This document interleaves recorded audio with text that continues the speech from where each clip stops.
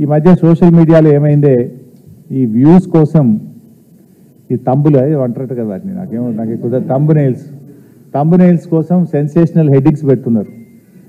హరీష్ రావు బీజేపీలోకి పోయిండని, హరీష్ రావు కాంగ్రెస్లోకి పోయిండని, ఇంకేందో అయిందని, వర్కింగ్ ప్రెసిడెంట్ అయిందని, ఇవన్నీ అనవసరంగా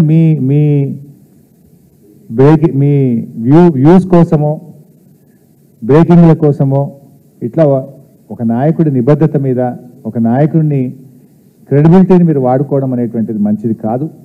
I appeal to all the media houses, particularly social media, ఇలాంటివి మానుకోండి. మీకు అంతా ఏదన్నా అనుమానం ఉంటే డైరెక్ట్గా నాతో మాట్లాడి పెట్టండి.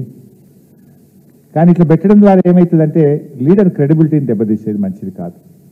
నేను కూడా ఇంక తప్పని పరిస్థితి, భవిష్యత్తులో ఇట్లాంటి రిపీట్ అయితే అవసరమైతే లీగల్ నోటీసులు ఇవ్వడానికి, చట్టపరమైన చర్యలకు కూడా వెనుకాడమని నేను వారికి తెలియజేస్తా ఉన్నా. దయచేసి మీ థంబ్నెయిల్స్ను వాస్తవాలు ఉంటే పెట్టండి తప్ప మీకోసం మీరు లేని పెట్టి ఇట్లా మా క్రెడిబిలిటీని మా పార్టీని దెబ్బతీసే విధంగా వ్యవహరించొద్దని నేను ఇప్పటికీ చాలాసార్లు కూడా చెప్తున్నాను. కానీ మళ్ళీ ఇట్లా మీరు ఈ సోషల్ మీడియాలో ఇలాంటివి కూడా పెట్టకూడదని చెప్పి వారికి విజ్ఞప్తి చేస్తూ, ఫర్దర్గా ఎవరైనా ఇట్లాంటివి పెడితే, ఎందుకంటే మా బాస్ మా నాయకుడు మా కేసీఆర్ ఏం చెప్తే ఒక కార్యకర్తగా నడిచే వ్యక్తిని నేను.